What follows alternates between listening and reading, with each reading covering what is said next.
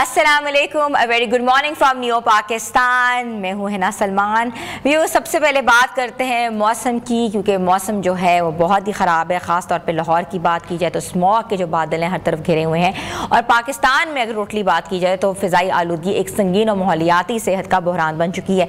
अक्टूबर 2025 के ख़त्म तक मुल्क के बेशतर बड़े शहरों में लाहौर, फैसलाबाद, कराची, रावलपिंडी, मुल्तान शदीद स्मॉग और आलूदगी की लपेट में है, जहाँ एयर क्वालिटी इंडेक्स की बात की जाए तो उसकी शरह जो है 400 से ज़्यादा तजावुज़ कर गई है, जो इंतहाई ख़तरनाक ज़िम्रे में आती है। स्मोक की ये जो मोटी तह न सिर्फ हद निगाह को कम कर रही है, बल्कि शहरियों, ख़ास तौर पर बच्चे, बुजुर्गों और सांस यादल के मरीजों के लिए भी सेहत के संगीन खतरात पैदा कर रही है।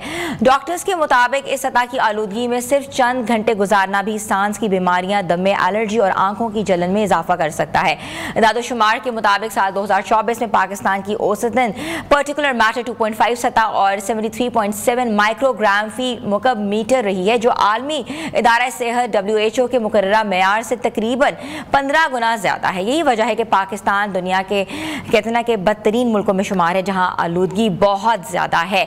और माहिरीन माहौलियात का कहना है कि सनती खराज, गाड़ियों का धुआं, फसलों की बाकियात जलाना और मौसमी तब्दीलियाँ इस बढ़ती आलूदगी की बड़ी वजूहात हैं। हुकूमत की जानिब से मुख्तलिफ इक़दाम किए जा रहे हैं, मगर ज़मीनी हक़ाइक़ बताते हैं कि सूरत हाल काबू से बाहर होती जा रही है। अब सवाल यह है कि क्या पाकिस्तान में फ़िज़ाई आलूदगी से निपटने के लिए इक़दाम काफ़ी हैं, और आवाम अपनी सेहत के तहफ़्फ़ुज़ के लिए क्या अमली इक़दाम कर सकते हैं। व्यूअर्स, जहाँ फ़िज़ाई आलूदगी जो बड़े बुजुर्गों को मुतासर करी है, वहीं बच्चों को ख़ास तौर पर जो है, और ख़ास तौर पर अगर हम बात करें नौमौलूद बच्चों की सेहत के लिए भी संगीन ख़तरा बन चुका है। यह आलूदा फ़िज़ा सिर्फ बड़ों के लिए नहीं है, बल्कि ख़ास तौर पर छोटे बच्चों के लिए ज़्यादा नुकसानदेह है, क्योंकि उनका मुदाफ़ती निज़ाम जो है मुकम्मल तौर पर मजबूत नहीं होता। स्मोक के ज़रात इनके फेफड़ों, आंखों और नाक को मुतासर करके खांसी, एलर्जी, दमे और सांस की इन्फेक्शंस का सबब बन रहे हैं। ऐसे में वालिदैन के लिए ये जाना नहायत ज़रूरी है कि अपने बच्चों को इस मुज़र फ़िज़ा से कैसे महफूज रखें, घरेलू माहौल को कैसे बेहतर बनाएं, और कब जो है तिबी मुआलिज से रुजू करें। इन्हीं अहम नकात पर हम आज बात करेंगे। बहुत इंपॉर्टेंट डिस्कशन है, बिकॉज ये हर घर की कहानी है। सुबह उठे, बच्चे स्कूल जाने से कासिर है, क्योंकि वही कह रहे हैं कि उनके गले में दर्द है, आंखों में मिर्चें लग रही हैं, सांस नहीं लिया जा रहा। तो हमने सोचा कि आज हम इस इंफॉर्मेटिव टॉपिक के ऊपर डिस्कस करें, और हमें ज्वाइन किया है चाइल्ड स्पेशलिस्ट हैं डॉक्टर वजिया रिजवान है, जिनको मैं वेलकम करती हूँ। अस्सलाम वालेकुम। थैंक यू, बहुत शुक्रिया आपका। कैसी हैं डॉक्टर साहबा? अल्लाह का शुक्र। डॉक्टर साहबा, स्मॉग का मौसम है और बड़े तो अपने आप को थोड़ा बहुत महफूज कर सकते हैं, लेकिन बच्चे जो हैं, जिन्होंने बाहर खेलना भी है और जिनको ये पता है कि उन्होंने स्कूल सुबह सुबह उठ के जाना है, और सुबह अगर देखें तो एक अजीब सा मौसम होता है ना, वो लगता है फॉग है, और अजीब सा पोल्यूशन की वजह से ना स्मॉग के बादल लगते हैं हर जगह घेरे में, तो बच्चे के बहुत बुरा उन पर इम्पैक्ट पड़ रहा है। कैसे उनको महफूज रखें? सबसे पहले तो ये कि जैसे आपने कहा कि ये स्मॉग है, ये फॉग और स्मोक, धुएं का और फॉग, जो हमारी फॉग है उसका मिक्सचर है। जब हमें याद है कि हम बच्चे थे तो सुबह सर्दियों में स्कूल जाना इतना अच्छा लगता था, ठंडी ठंडी ताज़ा सी हवा होती थी, और वो लुत्फ़अंदोज़ होते हुए हम जाते थे और मज़ा होता था, मॉर्निंग वॉक का मज़ा होता था। लेकिन अनफॉर्चुनेटली अब इंसान ने अपनी आगे आने वाली नस्ल को इतनी हवा की आलूदगी और गंदी हवा दे दी है कि बच्चे सांस जो उनका लेना हक था वो भी उनके लिए मुश्किल होता जा रहा है। बच्चों के लिए क्यों ये ज़्यादा प्रॉब्लम होती है? एक तो उनकी सांस की रफ्तार बड़ों से ज़्यादा होती है। अगर आप या मैं 1 मिनट के अंदर 16 से 20 बार सांस लेते हैं, तो बच्चे जनरली 30 से 40 बार सांस लेते हैं। उनकी क़ुव्वत मुदाफ़त भी कम होती है, लंग्स भी इमेच्योर होते हैं, और उनके कद छोटे होते हैं। तो ये क्योंकि आलूदगी नीचे वाली सतह पे ज़्यादा होती है, तो इसलिए स्पेसिफिकली जिन बच्चों के कद छोटे होते हैं उनको ये ज़्यादा तकलीफ देती है, और छोटे बच्चों को ज़्यादा करेगी। फैक्टर बताया, हमें लगता था कि जिनके कद लंबे होते हैं वो ज़्यादा फिर इवॉल्व होते हैं, ज़्यादा लेयर इसकी ज़मीन की तरफ होगी। इसलिए जब आप ट्रैफिक के एरियाज़ में जाने लगे और आप पैदल चल रहे हो, तो कोशिश करें कि छोटा बच्चा है तो उसको गोद में उठा लें। अब किस तरह बच्चों को बचाया जा सकता है? 5 साल से नीचे मास्क बहुत ज़्यादा इंडिकेटेड नहीं है, लेकिन आम मास्क नहीं, N95 जो कि कोविड के टाइम में टाइट फिटिंग मास्क होते थे, वो 5 साल से ऊपर के बच्चों को वो दें। ऐनक लगा के अगर वो बाहर जा सकते हैं तो जाएँ। बहुत ज़्यादा सुबह और रात के टाइम निकलने से गुरेज करें। ये अक्सर पेशेंट होते हैं, वो बेचारे बच्चों को क्लिनिक पे लेके आते हुए भी डर रहे होते हैं। वो कहते हैं डॉक्टर साहब बाहर फिर निकालेंगे इनको, तो हम उनको यही कहते हैं कि दोपहर का टाइम या 12 से 4 के करीब अगर आपको निकलना भी पड़े तो आप निकलें। बच्चों को स्कूल भेजें तो मास्क लगा के भेजें, पानी की बॉटल्स उनके ज़रूर बैग के अंदर रखें और बताते रहें कि ये जो है ना ये लेते रहें। तो ये चीज़ें जो है ना, क्योंकि स्कूल तो उन्होंने जाना है। अच्छा, ये तो आपने बात की है ना कि बच्चे जो चलते फिरते हैं, नौमौलूद बच्चे हैं, बिल्कुल छोटे हैं, अभी पैदा हुए हैं, तो उनके लिए तो ये बहुत डिफ़िकल्ट स्टेज है।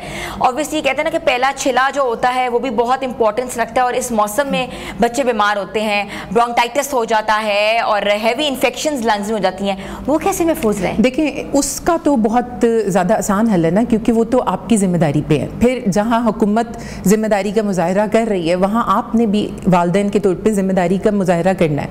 जब हाई इंडेक्स सस्पिशन आ जाए कि ये अब बहुत ज़्यादा फ़ज़ाई आलूदगी भर गई है, तो गैर ज़रूरी तौर पे घर से निकलना अवॉइड करें। अपनी खिड़कियों को, दरवाज़ों को बंद रखें। घर में जब आप खाना भी बनाएं और जो धुआं निकलता है तो कोशिश करें एग्जॉस्ट फैन लगाएं। और सर्दियों में अक्सर लोगों का ये होता है वो आग लगा लेते हैं, लकड़ियाँ और बॉन फायर करने, इस किस्म की चीज़ों से भी घरों में गुरेज करें। और ये जो एयर फ्रेशनर्स होते हैं ये भी आलूदगी में इजाफा करते हैं। और कमरे की ह्यूमिडिटी को आप मेनटेन रखें। और इसके अलावा एयर प्योरीफायर्स यूज़ कर सकते हैं। और अगर अल्लाह ताला ने कुदरती तौर पर जो एयर प्योरीफायर्स दिए हैं वो इंडोर प्लांट्स हैं, तो आप money plant, aloe vera plant, snake plant या स्पाइडर प्लांट, इस तरह के प्लांट्स अपने कमरे में लगा सकते हैं और ह्यूमिडिटी को मेंटेन रखें। डॉक्टर साहब, ये तो ऐसी बातें हैं कि जो अवेयरनेस प्रोग्राम्स हैं, जो कि नॉर्मली जो हमारे पसमानदा इलाकों के लोग हैं, गाँव के लोग हैं, उन तक ये बात करना बहुत मुश्किल है, क्योंकि उनके लिए ये भी स्मोक की ये जो चीज़ें ना, ये एक्सेप्ट करना आसान नहीं है।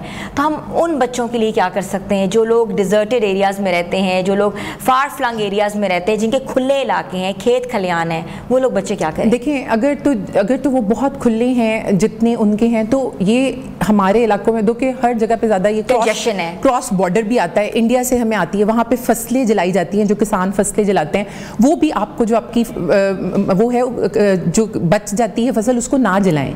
वो किसानों की जो एग्रीकल्चर से या तो ये ऑटोमोबाइल से आएंगे, फैक्ट्री से आएंगे, ये क्रॉस बॉर्डर बहुत ज़्यादा हमें आता है। तो एक तो उनको ये जो है ना वो करना चाहिए। और फिर जो एहतियात हमारे लिए हैं वो उनके लिए भी, उनका कई बार अगर खुली जगह है, ऑटोमोबाइल्स नहीं चल रहे, तो शायद उनकी हवा हमारे मुकाबले में थोड़ी ज़्यादा साफ़ हो। इसीलिए लाहौर में, मुल्तान में, जो जितनी कंजस्टेड सिटीज़ हैं वहाँ पे ये ज़्यादा है। तो अगर देहातों में या उसमें तो आप पानी का छिड़काव कर लें, ताकि वो जो धूल मिट्टी उड़ती है वो बैठ जाए। और घरों के अंदर बच्चों को रखें, और ये जो मैंने कहा है कि धुएं से और इन चीज़ों से उनको महफूज रखें, और प्लांट्स और इस तरह की चीज़ें घर में रखें ताकि वो हवा को साफ रखें। अच्छा डॉक्टर साहबा, एयर प्योरीफायर्स की बात करें, एयर ह्यूमिडिफायर्स की बात करते हैं, ये लगाना क्या घर में एयर क्वालिटी बेहतर हो सकती है इसको लगाकर? ये बेहतर हो सकती है, लेकिन हमने कॉस्ट इफेक्टिवनेस भी देखनी होती है कि कितनी आती है। पहले तो बहुत सस्ता होता था, अभी बहुत एक्सपेंसिव हो चुके हैं। जिस चीज़ की भी डिमांड ज़्यादा हो जाएगी वो फिर बढ़ जाएगी। बहुत ज़्यादा लाखों में जा रहे हैं, पहले तो ये कुछ हज़ारों की गेम होती थी। इसीलिए मैं आपको कहूँगी कि जो एयर प्योरीफायर्स हैं वो इंडोर प्लांट्स हैं। मनी प्लांट लगाएं, एलोवेरा प्लांट लगाएं। और ह्यूमिडिफायर अगर आपको नहीं समझ में आती है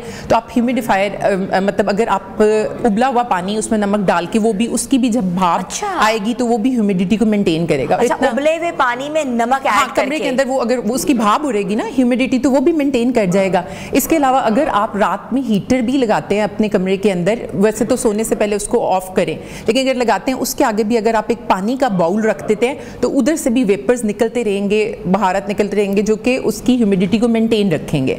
ह्यूमिडिटी बहुत ज़्यादा ऊपर भी नहीं जानी चाहिए, 40 to 50 पे मेंटेन रखनी चाहिए, क्योंकि बहुत ज़्यादा हो जाएगी तो फिर कमरे में फंगस लगने का दीवारों पे खदशा होता है। स्मोक के जो अफेक्टीज होते हैं, बच्चे अफेक्ट हो रहे हैं, बुजुर्ग अफेक्ट हो रहे हैं, अलामात क्या होती हैं, कैसे हम रूल आउट कर सकते हैं कि ये स्मोक अफेक्टेड बच्चा है? क्योंकि नॉर्मली हम कहते हैं वायरल हो गया, वायरल हो गया, वायरल हो गया। वायरल में और स्मोक की अलामात में कुछ तो फ़र्क होगा। देखें, ये बेसिकली जो एलर्जी कर रही है, आपको चुभ रहा है, गले में चुभ रहा है, खांसी आ रही है, सब कुछ आ रही है, अगर तो फैमिली हिस्ट्री है एलर्जी की, दमे की, और बच्चा बहुत ज़्यादा खांसी कर रहा है, तो इसका मतलब क्योंकि एलर्जीज और एस्थमा फैमिलीज में रन करता है, ये जेनेटिक भी होता है, तो आपको डाउट होना चाहिए कि ये है। अक्सर अब घर में सब खांसी कर रहे होते हैं, अगर बच्चे की आंखें भी लाल है साथ और खांसी आ रही है, स्पेसिफिकली अगर आप देखते हैं कि इतनी ज़्यादा खांसी है कि बच्चे से रात में सोया नहीं जा रहा, तो उसको प्लीज़ डॉक्टर से चेक करा लें। होता क्या है कि घर में सबको खांसी आ रही होती है, वो सोचते हैं इसको भी, लेकिन क्योंकि बच्चों की सांस की नालियाँ भी छोटी होती हैं, तो उनकी जब हम उनकी चेस्ट सुनते हैं तो उनमें से सीटियों की आवाज़ आ रही होती है। तो इसलिए जब बहुत ज़्यादा खांसी आए, रात को वो सो ना पाए, या खांसी करते करते वो उल्टी कर दे, तो उस वक्त ज़रूर आपको डॉक्टर से बच्चे को ज़रूर चेक करा लेना चाहिए। ठीक है, थोड़ी सी खुराक के ऊपर बात कर लेते हैं, बहुत ज़रूरी है। कहते हैं ना कि खुराक से भी बहुत चीज़ें कर्व हो जाती हैं। बीइंग अ डॉक्टर आप बताएं कि बच्चों को नौमौलूद से शुरू करते हैं, दूध किस फॉर्म में देना चाहिए, रॉ फॉर्म में देना चाहिए कि इसमें कुछ ना कुछ ऐड करना चाहिए? देखिए 6 माह से नीचे तो मदर फीड पे ही बच्चे को रखना चाहिए। 6 माह से नीचे आपको उसको और कुछ नहीं देना चाहिए। शहद जो होता है, शहद बहुत अच्छा होता है, लेकिन वो 1 साल से नीचे के बच्चे को आपको नहीं देना चाहिए। 6 माह के ऊपर आप कहवा, जो शानदार दालचीनी का कहवा या इस तरह का चीज़ें बच्चे को दे सकते हैं। 1 साल के बाद आप जो है शहद मिला हुआ पानी, अदरक, हल्दी, इस तरह की चीज़ें, और जो विटामिन, जिन फलों में विटामिन सी या विटामिन ई है वो बच्चों के लिए बहुत फ़ायदेमंद होता है। तो ये सबके लिए, मेरे लिए, आपके लिए भी, जैसे कि किन्नू हो गए, संतरा हो गया, इन चीज़ों को जो है, ये गुआवा हो गया, अमरूद हो गया, वो बेहतर होता है। और नट्स, लेकिन नट्स जो होते हैं, बादाम, अखरोट होते हैं, ये बच्चों को 4 साल से नीचे बच्चों को जब भी दें तो इनको पीस के दें, इनको सालिम ना दें, वरना ये मूंगफली के दाने बच्चों के गले में फंस जाते हैं और वो एकदम उनका सांस रुक जाता है। बिल्कुल, और कई बार पता भी नहीं चलता, और वो बाद में जब खांसी नहीं ठीक हो रही तो पता चलता है। डॉक्टर साहिबा आप हमारे साथ ही हैं बिकॉज आज हमारा टॉपिक बहुत इन्फॉर्मेटिव है and we have doing awareness programme for all the people out there on the smoke. तो छोटी सी ब्रेक पे जा रहे हैं, ब्रेक के बाद हम वापस आते हैं, आप लोग हमारे साथ रहें।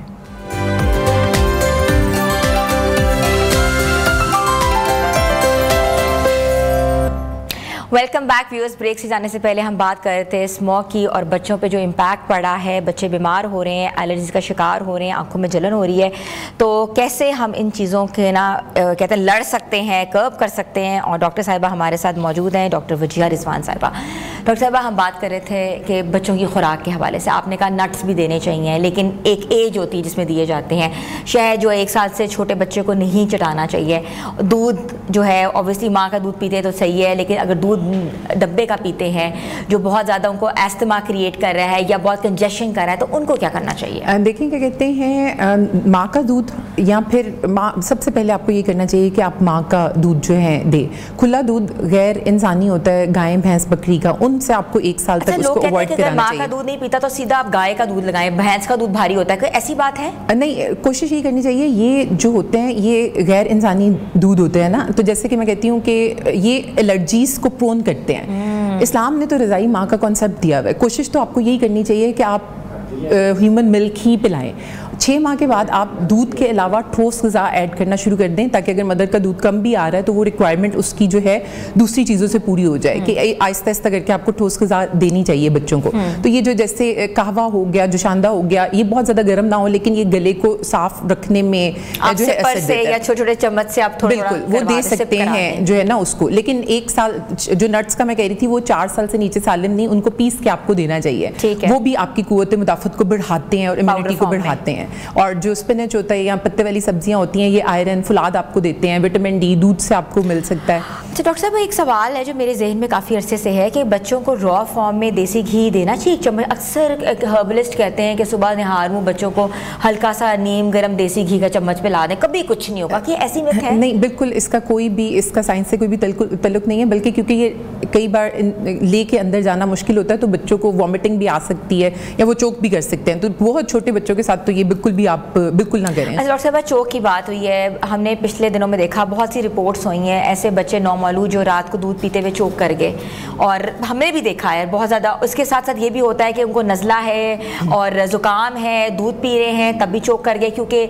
नेबुलाइज नहीं करवाया गया प्रॉपरली, और ये जो इन्फेक्शन छोटे बच्चों में रहती हैं ये प्रोलॉन्ग करती हैं। इससे कैसे बच सकते हैं? देखिए, जो जिसको आप जिक्र कर रही हैं और जो एक न्यूज़ बड़ी फेमस हुई थी, उसमें जिस बारे में बात नहीं हुई वो मोटापा भी था।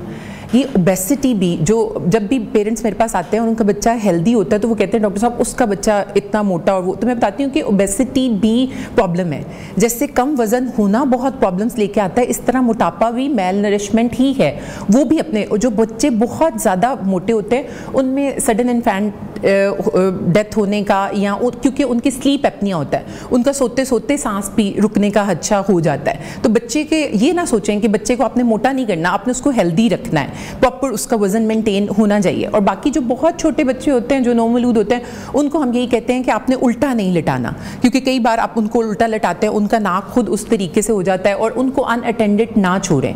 मतलब जो भी बच्चा होता है उसके साथ कोई ना कोई 6 माह से नीचे एक बंदा ज़रूर जो है जो उसके ऊपर नजर रखे। हाँ, बिल्कुल नहीं कि आपने उसको सेपरेट कमरे में कर दिया या उस तरीके से, और उल्टा आपने उसको किसी भी सूरत में नहीं लिटाना। और अगर बच्चों में खांसी आती है, और मैंने आपको कहा कि इतनी ज़्यादा खांसी आती है कि गोते वाली आती है और उसको उल्टी आ जाती है, तो इसमें जनरली चांसेस ये होते हैं कि ये फिर काली खांसी हो सकती है, या अस्थमा या लंग्स की एलर्जी जो स्मोक प्रेसिपिटेट करती है। उल्टी करते करते खांसी आ जाए तो इसका मतलब ये है कि ये उसको बहुत अंदर जकड़ हुई हुई है, उसको फौरी तौर पे डॉक्टर से चेक कराएं और उसको लाइट ना लें। मे बी आईवीज लग जाएं ताकि वो आईवीज के अलावा भी आईवी इसका हल नहीं है। अगर चेस्ट के अंदर आपको स्पैज्म लगता है तो कई बार हम नेबुलाइजेशन देते हैं, कई बार हम सिरप से ही उसको कंट्रोल कर जाते हैं। बीइंग अ पीडियाट्रिशियन मेरी बहुत ज़्यादा कोशिश होती है कि हम आईवी लाइन बच्चे की ना लें, उसके बगैर भी उनका हल हो जाता है। थोड़ी सी इम्यूनिटी पे भी बात कर लेते हैं। इम्यूनिटी जो है बच्चों की बहुत लो रहती है, हर दूसरे बच्चे का ये मसला है। बचपन में जो माओ ने खुराकें दी होती हैं, बड़े होते हैं तो ऑटोमेटिकली फास्ट फूड पे लग जाते हैं,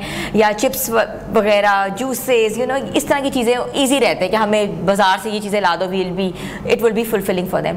कैसे हम इन चीज़ों से बच्चों को पीछे कर सकते हैं? क्योंकि स्नैक भी वो मांगते हैं अपने लंच बॉक्सेस में, हमें स्नैकिंग दे दो, हमने नहीं कुछ भी खाना। हाँ, मैं हमेशा इसको यही कहती हूँ, जब पेरेंट्स ये कहते हैं बच्चे ही करते हैं, तो मैं उन्हें कहती हूँ कि जो चीज़ें इस्लाम में ममनू है वो हम लोग नहीं लेते, क्योंकि वो हमारे घर में कभी आई नहीं, ना हमारे बड़ों ने खाई, ना हमें उनकी तलब भी नहीं होती। तो ये जो हम बच्चे को जंक फूड का कहते हैं, कोल्ड ड्रिंक्स का कहते हैं, ये घर में लाई जाती है। पहले वो जब छोटा सारा सा होता है तो चाचू मामू चिटा रहे होते हैं, वो तो खुशी की इंतहा ही नहीं होती जिस दिन वो पहली से पी लेता है स्प्राइट का या उस तरीके से, या उसका चिप्स का।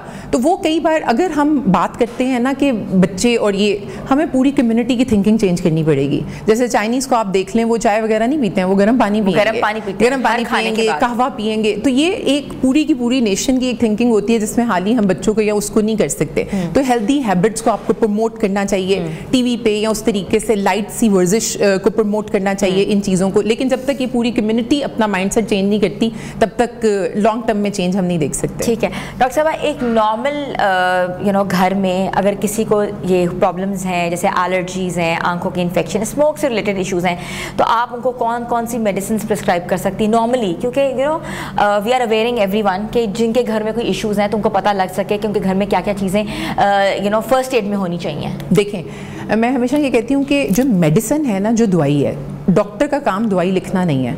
वो जो शायद मेरा पीए जो फार्मेसी पे खड़ा होता है, दवाई सबसे ज़्यादा वो लिख लेगा। डॉक्टर का काम होता है कि वो आपको बताता है कि इस टाइम मेडिसिन नहीं देनी। डॉक्टर सबसे अच्छा वो है जो आपको ऑफ द मेडिसिन कर सके कि ये मेडिसिन आपने नहीं देनी।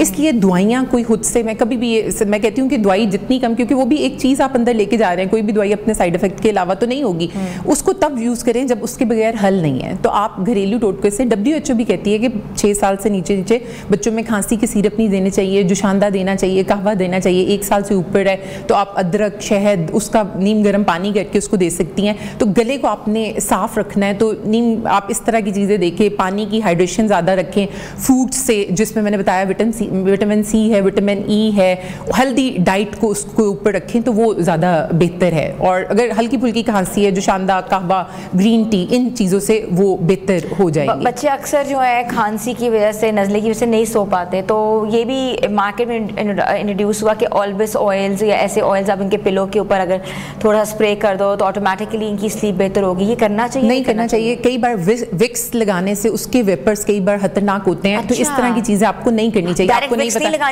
नहीं, कतई नहीं लगानी चाहिए। और ये जो ऑयल्स, आपको नहीं पता कि आपके बच्चे को किस चीज़ से एलर्जी हो रही है।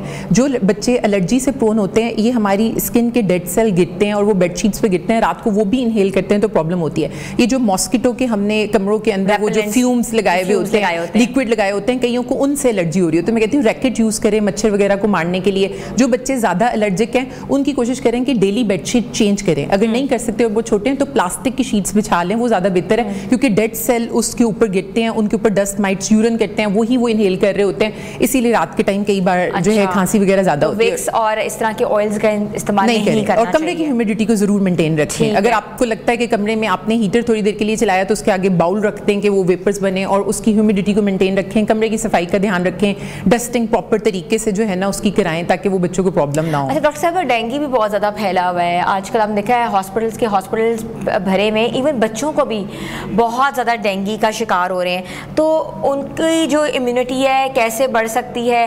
प्लेटलेट्स लो हैं, हम कैसे ये कहा गया है कि आप उनको सिर्फ जूस पिलाएं और लेमन साथ पिलाते जाएं, तो आप बताएं, आप इमरजेंसी में भी होती हैं, आप कैसे केसेस देख रही हैं और क्या करना चाहिए? देखिए, जहाँ डेंगू की बात आती है ना, ये मच्छर के काटने से होता है, and prevention is better than cure, कि एहतियात इलाज से बेहतर है।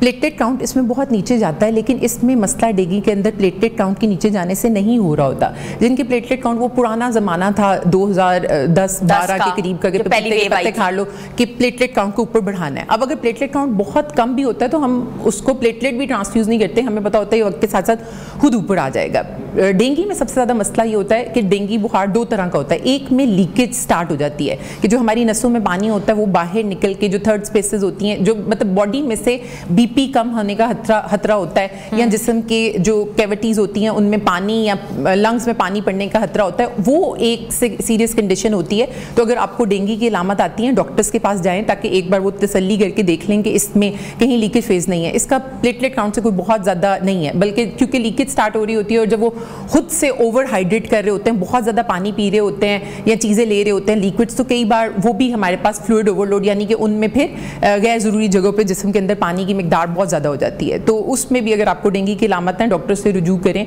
टाइमली ट्रीटमेंट मैनेजमेंट प्रॉपर जो है वो आउटकम को बहुत बेहतर कर देती है। प्रॉपर ट्रीटमेंट होती है कि बस ये होता है कि आप बस जूस पीते जाएं तो ऑटोमेटिकली? नहीं, बिल्कुल नहीं। मैंने आपको बताया कि इसके अंदर सारा का सारा मामला ये है कि जो पानी नसों में होना चाहिए था वो बाहर निकल आता है, और फिर 2 दिन के बाद उसने वापस नसों में वापस भी आना होता है। तो अगर आपने बहुत ज़्यादा ले लिया है तो भी वो प्रॉब्लम करता है कि पानी जिस्म के अंदर इतना बढ़ जाता है कि फिर वो सारी गड़बड़ कर रहा होता है। लगती है, ड्रिप लगनी भी है और नहीं लगनी, ये एक क्रिटिकल फेज होता है। डेंगू सबसे ज़्यादा खतरनाक अगर डेंगू हेमरेजिक फीवर है वो तब होता है जब बुखार टूटता है। वो 2 दिन, जिस दिन बुखार टूटता है उससे अगले 2 दिन क्रिटिकल फेज होते हैं। उसमें हम देखते हैं कि पेशेंट के बीपी नीचे जाने का खतरा होता है, मतली आए, मलेरिया के क्या सिम्टम्स होते हैं? मलेरिया के अंदर जनरली बुखार, कपकपी या उसके साथ आता है, वरना मलेरिया आपके जिस्म के किसी भी हिस्से को जो है वो मुतासिर कर जाता है, किसी भी हिस्से को मुतासिर कर जाता है। लेकिन जनरली अगर आपका बुखार है और वो नहीं टूट रहा और उसकी कोई और वजह सामने नहीं आ रही, जैसे नज़ला नहीं है, पोटिया वगैरह नहीं है, हाली बुखार है और वो नहीं टूट रहा और स्पेसिफिकली अगर वो कपकपी के साथ है, तो वो मलेरिया होने के चांसेस हो सकते हैं। ठीक है, thank you so much doctor साहिबा, it was a wonderful session with you. तो हमारे साथ मौजूद थी child specialist doctor Wajiya Rizwan साहिबा। आज हमने डिटेल डिस्कशंस की हैं, स्मोक के इम्पैक्ट बच्चों पे कैसे आ रहे हैं, क्या करना चाहिए, क्या उनकी डाइट में जो है चेंजेस करनी चाहिए, लाइफस्टाइल में क्या चेंजेस करनी चाहिए। बच्चों के हम बार बार बता रहे हैं कि मास्क पहनाएं, बेज़रूरी जगह ना उनको लेके जाएँ, और साथ साथ अपने घरों में जो अफोर्ड कर सकते हैं ह्यूमिडिफायर्स और एयर प्योरीफायर्स लगाएं, और इसके साथ जो नहीं अफोर्ड कर सकते वो ऐसे प्लांट्स लगाएं जिसमें एलोवेरा प्लांट है, स्नेक प्लांट है, मनी प्लांट है, जो कि घर में एक जो है ना इन्वायरमेंट जो है वो सिक्योर और सेफ रखे उससे। और इसके साथ साथ जो है जो बच्चे जो हैं वो छोटे हैं, नौमौलूद बच्चे हैं, उनका ख्याल उनके माँ बाप ने रखना है, और कैसे रखना है हमने आपको डिटेल तरीके से बताया है। हमारा ये आप जो ये सेगमेंट है ये वापस रिपीट पर भी देख सकते हैं हमारे सोशल मीडिया पर जाके। छोटी सी ब्रेक ले रहे हैं, ब्रेक के बाद हम वापस आ रहे हैं, आप लोग हमारे साथ रहें।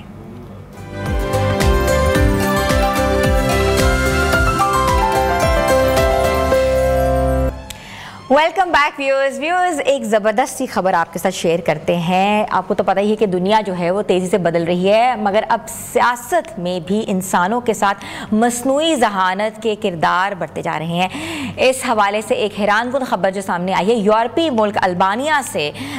जी हाँ, AI वज़ीर यानी डेला के यहाँ जो है 83 बच्चों की पैदाइश जो है मुतवक्के है।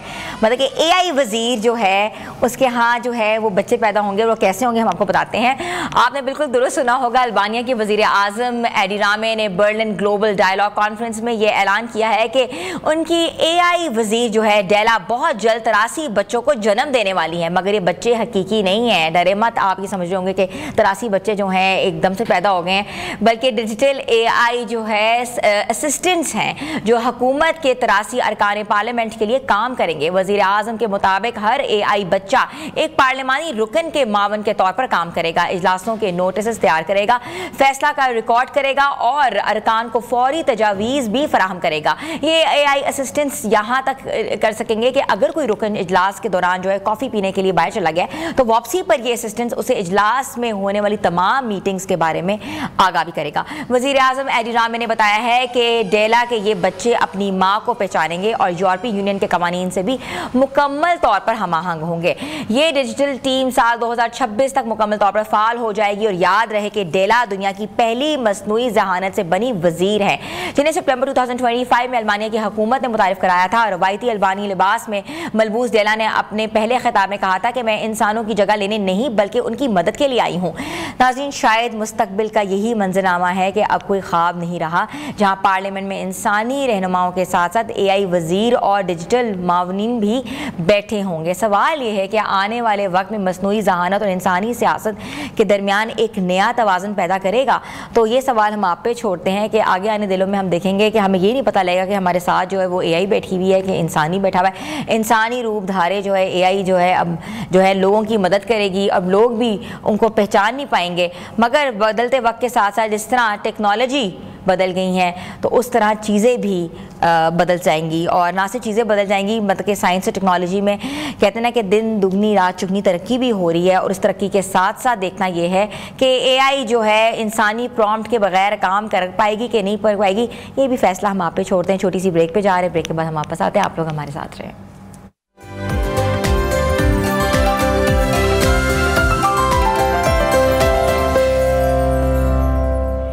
Welcome back viewers. आज हम एक ऐसे मौजू पर बात करने जा रहे हैं जिस पर अक्सर लोग बात करने से गुरेज करते हैं, लेकिन जिसका ताल्लुक आदी आबादी की सेहत, वकार और बुनियादी इंसानी हकूक से है।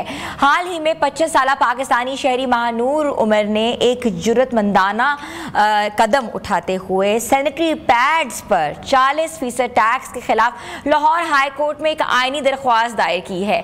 ये पिटीशन उन्होंने अपने वकील एहसन जहांगीर खान के जरिए जमा कराई, जिसमें मौका इख्तियार किया गया कि ये टैक्स खवातीन के साथ इम्तियाजी सलूक के मुतरादिफ है, क्योंकि उन पर सिर्फ इसलिए माली बोझ डाल रहा है कि वो औरत हैं। और महानूर उमर ने इस टैक्स को कहते हैं ना कि अलामती तौर पर जो है पीरियड टैक्स का नाम दिया है।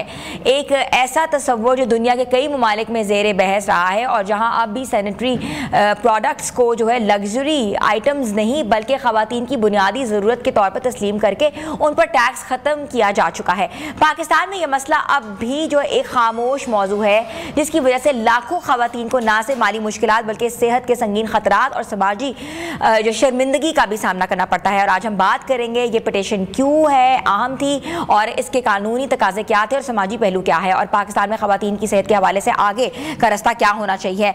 तो हमारे साथ पहले मौजूद है जो वकील एहसन जहांगीर खान साहब, और जिन्होंने हमें ज्वाइन किया इस्लामाबाद स्टूडियो से, और उसके साथ साथ हमें ज्वाइन किया है महानूर ने जो कि लंदन में इस वक्त मुकीम है। जी अस्सलाम वालेकुम महानूर। वालेकुम सलाम, कैसे हैं आप? बिल्कुल ठीक ठाक महानूर। सच गुड कंट्रीब्यूशन, एक छोटी सी कंट्रीब्यूशन है आपकी, और पिटीशन जो आपने फाइल की है इसके हवाले से क्या कहेंगी? ये थॉट कैसे आया और क्या वजह थी? ये जो थॉट है ये काफ़ी अरसे से आ रहा है। आई वुड से पहले बचपन में लीगल पर्सपेक्टिव से नहीं मगर एक सोसाइटल पर्सपेक्टिव से, कि ये एक इतनी अनअफोर्डेबल और इनएक्सेसिबल चीज़ क्यों है जनरल अवाम एंड काफ़ी लोगों के लिए। स्कूलों में भी या इधर उधर हम जब कहीं जाते भी हैं तो लोग काफ़ी इसको जैसे एक फेवर के तौर पे एक दूसरे के साथ शेयर करते हैं, देते हैं। तो मेरे जब मैं छोटी थी तो मैंने अपनी आया बाजी स्कूल में पूछा कि आप मतलब क्या इस्तेमाल करती हैं। जब उन्होंने एक थोड़ा सा कमेंट किया था कि ये तो आप जब स्कूल जो बाथरूम था कि ये देखें ये आप गर्ल्स क्या इस्तेमाल कर रही हैं, वो क्यूरियस थी, वो पूछ रही थी। तो वहाँ से मैं सोचना शुरू हो गई कि ये मुझे समझ नहीं आता। फिर क्लॉथ जो होता है या जो बाकी अल्टरनेटिव्स यूज़ करती हैं औरतें, ये तो बिल्कुल उनके लिए हाइजीनिक या सेफ नहीं है। तो जब मैंने सुप्रीम कोर्ट पे क्लर्कशिप शुरू की थी तो I became friends with my colleague Ehsan Jahangir, and he is a passionate human rights lawyer as well. तो उन्होंने कहा था कि we can start challenging these laws, ये जो कानून बने हुए हैं जो औरतों के हकूक के खिलाफ जाते हैं या जो माइनॉरिटी के हकूक के खिलाफ जाते हैं, हम उनको चैलेंज कर सके, तो वहां से एक पुश आया कि ये लीगल स्टेप लेने का। अच्छा, आपने इसको कहा है कि this is a period tax, तो this word has a lot big meaning, तो इसके ऊपर ये क्या है कि पीरियड टैक्स क्या है, और इंटरनेशनल मीडिया के ऊपर भी बहुत सी बातें हो रही हैं। जी, so it is a period tax, right. एक तो सेल्स टैक्स होता है जनरली जो हम जाके रेस्टोरेंट्स पे देते हैं, जो हम जाके कोई चीज खरीदते हैं तो हमें उस पर टैक्स मिलता है, मगर ये एक इस तरह का टैक्स है जो, in the words of essence actually from that he coated earlier, it's a tax on biological function. ये एक फितरी कंडीशन के ऊपर एक टैक्स है जो औरतों को है। हमारा इस पर कोई कंट्रोल नहीं है। आप कंट्रोल कर सकते हैं कि आपने अगर कोई चीज बाहर खानी है नहीं, आप कंट्रोल कर सकते हैं आपने कोई कॉस्मेटिक लेना है, कोई परफ्यूम लेना है, बट ये एक नीड है जैसे मेडिसिन एक नीड होती हैं, ये एक नीड है जिस तरह सेहत और सफाई की जो चीजें होती हैं, साबुन, antibacterial wash, that is a need. आप इन तरह की चीजों पे टैक्स लगा रहे हैं। 18% सेल्स टैक्स है, 25% कस्टम्स टैक्स है, तो ऊपर जो SAP जो इम्पोर्ट टैक्स अलग लग रहा है, सेल टैक्स अलग लग रहा है, और इस पे अच्छा प्राइसेस भी देखिए कि इसकी डबल हो गई हुई है। पहले I remember it was around 250 to 350 rupees, now it is going to 1000 rupees, which is not affordable for any of the women out there, because हर औरत उस तबके से नहीं आती। अगर हम मुतवस्सित तबके की बात करें, बिल्कुल जैसे कि आपने उठाया है, तो उनके लिए ये पिटिशन जो है ये सबसे ज्यादा लागू होती है। तो आप क्या समझती हैं इसमें कि ये जो चीज है, ये क्या स्ट्रेटा जो है ये सेगमेंटेटेड सोसाइटी के लिए? बिल्कुल। आपको पता है ये लग्जरी टैक्स क्यों कहलाता है? क्योंकि लग्जरी क्या चीज होती है?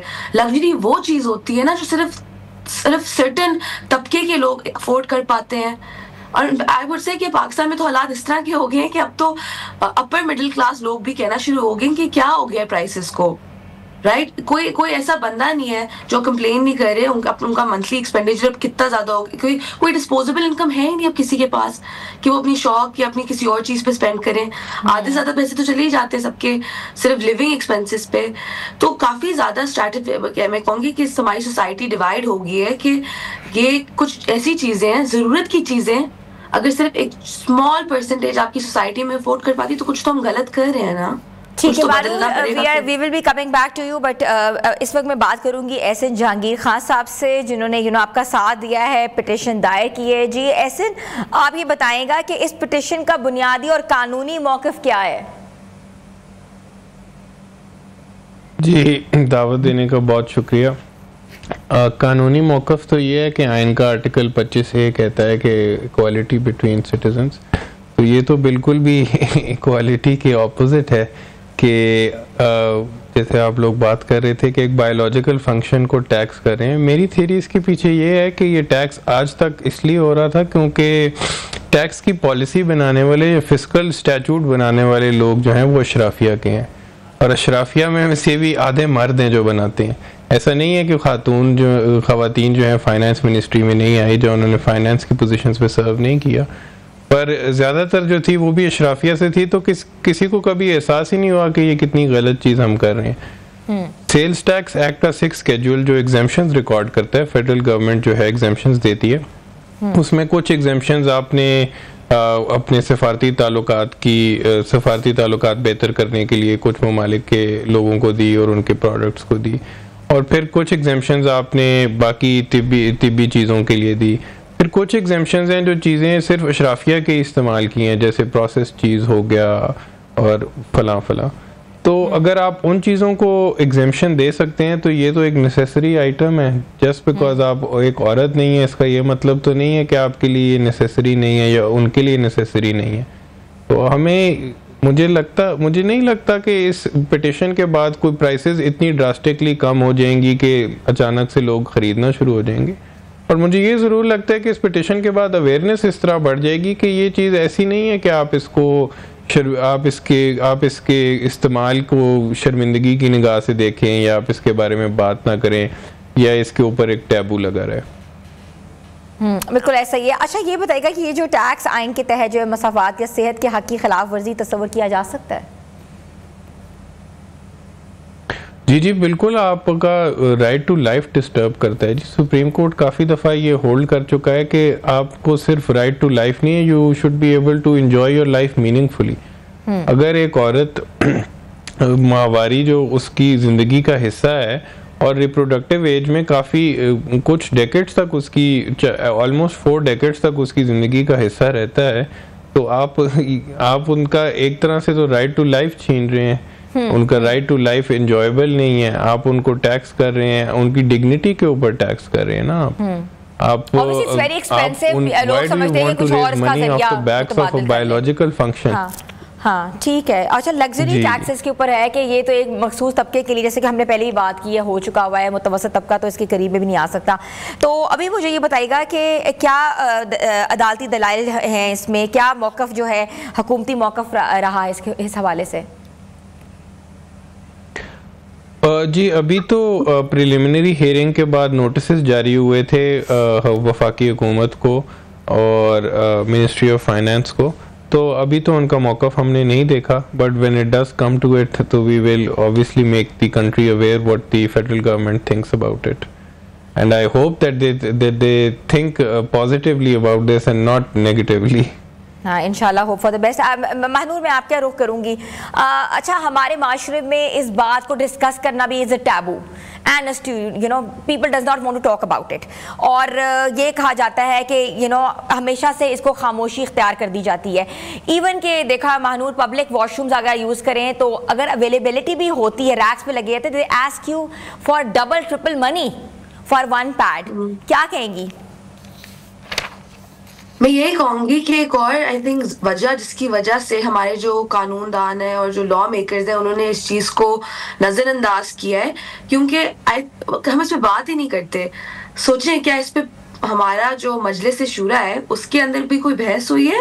ये सेल्स टैक्स एक्ट 1990 में जो वो बना रहे थे कि 6 शेड्यूल में क्या जाना चाहिए, जैसे अभी एहसन ने बोला है, उसमें पनीर जैसी चीजें हैं मगर पैड्स नहीं, चीज इज एसेंशियल मगर पैड्स नहीं है। तो अगर हम इसके बारे में बात नहीं कर सकते तो हम ये फिर उठा नहीं सकते टॉपिक्स के इससे जो मसाइल निकल रहे हैं। माएँ अपनी बेटियों को बताती नहीं कि बेटा ये एक आपके साथ प्यूबर्टी के, ये आपके साथ इस उम्र में आपका ये प्रोसेसेस होंगे आपकी बॉडी के साथ, आपको इस तरह अपना ख्याल रखना है। तो ये काफी हमारे लिए एक societal I would say miss step है, जिसकी वजह से बच्चों का स्कूल मिस हो जाता है, उनसे काफी अपॉर्चुनिटीज मिस हो जाती हैं। तो हम चाहते, ऐसे में मेरा गोल इस पिटिशन के साथ सिर्फ ये नहीं है कि टैक्स हट जाए, मगर ये जो ममनू का टैग लगा हुआ है इसके साथ, इस उन्वान के साथ, और ये जो एक स्टिग्मा लगा हुआ है ये भी हट जाए कि हम बातें शुरू करें। और मैं काफी खुश हूँ जैसे आज हम नियो पे आए हुए हैं, हम बाकी चैनल से भी बात कर रहे हैं कि अब बातचीत शुरू हो रही है इस उन्वान पे। अच्छा मानूर, ये भी बताएगा कि आपने रिसर्च की होगी पूरी दुनिया में क्या सिचुएशन है, situation in the western world about it, कि ये जो टैक्स है ये सिर्फ पाकिस्तान में जो है लगा हुआ है कि पूरी दुनिया में इसके ऊपर जो है बातचीत हो रही है, because we have seen your interviews elsewhere as well. जी बिल्कुल ऐसा है कि पूरी दुनिया भी अब ये स्टेप ले रही है। अब कुछ इस तरह की, जैसे इंडिया में फॉर एग्जांपल सेल्स टैक्स हट गया है काफी हद तक। नेपाल ने इसी साल 2025 में उनकी सुप्रीम कोर्ट ने, उनके भी लॉ मेकर्स ने ये टैक्स लगाया हुआ था। नेपाल की सुप्रीम कोर्ट ने एक लैंडमार्क जजमेंट दी है बस इसी साल के there will be no tax on sanitary products. Canada में भी टैक्स नहीं है, यूनाइटेड किंगडम जहाँ मैं बैठी हूँ यहाँ भी टैक्स नहीं है। तो काफी मुल्क हमारे पड़ोस में हम देख लें तो वहां अगर नहीं लगा हुआ तो पाकिस्तान को भी अब ये हटा देना चाहिए, ये स्टेप ले लेना चाहिए। लीगल इसको कहते हैं परसुएसिव प्रेसिडेंट, वो हमारी साइड पे बिल्कुल है। Thank you so much. हमारे साथ मौजूद थी महानूर उमर लंदन से, और उनके साथ दिया था वकील एहसन जहांगीर साहब ने, जो कि लेजिस्लेशन करवाने में और पिटीशन दायर करने में उन पेश रहे हैं। बहुत इंपॉर्टेंट इशू था, हालत मखसूसा के ऊपर हमने बात की है, पीरियड्स के ऊपर बात की है। हर खातून का हक है कि उसको जो है सेफ़ और हाइजीन तरीके से ज़िंदगी गुजारने का मौका मिल सके, मगर अगर वो जो मौका है, अगर वो जो चीज़ है वो हज़ारों में चली गई है तो अफोर्डेबिलिटी नहीं है, और फिर इससे बहुत सी बीमारियां फैलती हैं, बीमारियां हो रही हैं, लोगों को अवेयर नहीं किया जा रहा, वो फिर डिफरेंट चीज़ों का इस्तेमाल करती हैं जिससे प्रॉब्लम्स हो सकती हैं। छोटी सी ब्रेक पे जा रहे हैं, ब्रेक के बाद हम वापस आते हैं, आप लोग हमारे साथ रहें।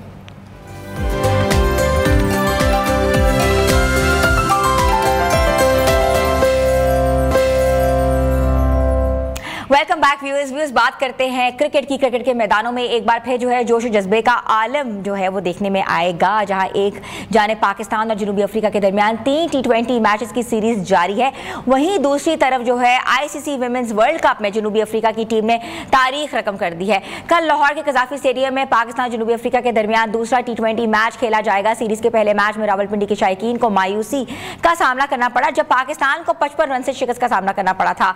जनूबी अफ्रीका ने 195 रन का जो पहाड़ है जैसा हदफ जो है जवाब में पाकिस्तानी बैटिंग लाइन को एक बार लड़खड़ा दिया, दबाव का शिकार और पूरी टीम 139 रन पर ढेर हो गई है। साइम अयूब की बात की जाए 37 रन, साहबजादा फरहान जो है 24 रन बनाकर जो है वो आउट हुए और कप्तान बाबर आजम बगैर कोई रन बनाए पेविलियन लौट गए हैं। ये बाबर आजम की T20 करियर का जो है 8वां डक था, जिसके साथ उन्होंने शायद आफरीदी का नापसंदीदा रिकॉर्ड भी बराबर कर दिया है। पाकिस्तान की बॉलिंग में मोहम्मद नवाज ने 3 विकेटें हासिल की, लेकिन जनूबी अफ्रीका के बैटर्स खुसूसन तौर पर अगर बात करें तो एंडी रैक्स ने 60 रन की धुआंधार इनिंग्स खेलकर मैच अपने नाम कर लिया है। ये तमाम निगाहें कल के दूसरे T20 मैच पर मरकूज हैं। शायकीन जो है देखना चाहते हैं कि क्या बाबर आजम और उनके साथी वापसी कर पाएंगे या नहीं।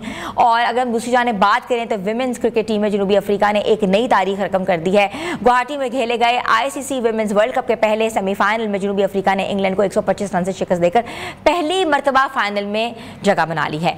कप्तान लॉरेल एवल जो है वर्डर की शानदार 159 रन की इनिंग्स खेलकर जो है मैच का नक्शा बदल दिया। जनूबी अफ्रीकन ओपनर्स की बात की जाए तो बेहतरीन आगाज फराहम किया और बाद तेजमैन ब्रिट्स 45 और मैरिजा ने जो है 42 रन और क्लू ट्रेन ने 33 रन बनाए हैं और 319 तक जो है स्कोर पहुंचा दिया है। जवाब में इंग्लैंड की बैटिंग जो लाइन है इब्तदा ही में दबाव का शिकार हुई। इब्तदाई 3 बैटर्स सिर्फ 0 पर आउट हुए हैं और बावजूद नेट ब्रिंट जो है वो है 64 और वेस्ट कंपनी ने 50 रन की शराकतदारी जो कायम की है। तो अच्छा मौका था जो है साउथ अफ्रीका के लिए जिन्होंने रसाई हासिल की है। और आज हम पूरी सिचुएशन पे बात करेंगे। सिचुएशन क्या है कि पाकिस्तान क्या कमबैक कर पाएगी, और अगर कमबैक कर पाती है तो कॉम्बिनेशन क्या होगा, स्वॉट क्या होगा। तो हमें ज्वाइन किया है तैमूर खान ने, जिनको मैं शो में वेलकम करती हूँ। जी अस्सलाम वालेकुम तैमूर। जी thank you for having me. Taimur, हमने पहला मैच देखा, थोड़ी मायूसी हुई हमें। हम लोग फिर नज़रें जमा के बैठे हुए थे अपने टॉप ऑर्डर के ऊपर और ख़ास तौर पे बाबर के ऊपर जो कि 3rd डाउन आए, मगर वी कुडंट मेक इट और गलतियां भी देखी हैं, कैचेस भी ड्रॉप हुए हैं, लाइन एंड लेंथ भी नहीं हुई। बॉलिंग देख लें आप कैसी थी। तो क्या करना चाहिए पाकिस्तान को अगला मैच जीतने के लिए? पाकिस्तान को ओवरऑल क्रिकेट खेलनी चाहिए अगला मैच जीतने के लिए, वो बैटिंग हो वो बॉलिंग हो, और हम हर डिपार्टमेंट के अंदर sadly in the shorter format हमें we just can not find the right combination I think in either in batting or in bowling. मैंने आपसे पहले भी कहा कि I don't know why Fakhar Zaman is missing out. I've just failed to understand. T20 World Cup is not far away now. और हम अभी भी ट्रायल और एरर से गुजर रहे हैं, एक कॉम्बिनेशन बनाने की कोशिश कर रहे हैं when all the other teams are very much set to go into the World Cup with a very settled combination. ये हमेशा पाकिस्तान की क्रिकेट में प्रॉब्लम रही है। पैनिक बटन हम लोग जो है वो बहुत जल्दी दबा देते हैं। हमें we have to get rid of our settled players और हम एक chaos खुद create करते हैं और जिसकी वजह से वो परफॉर्मेंसेस के ऊपर भी रिफ्लेक्ट करता है।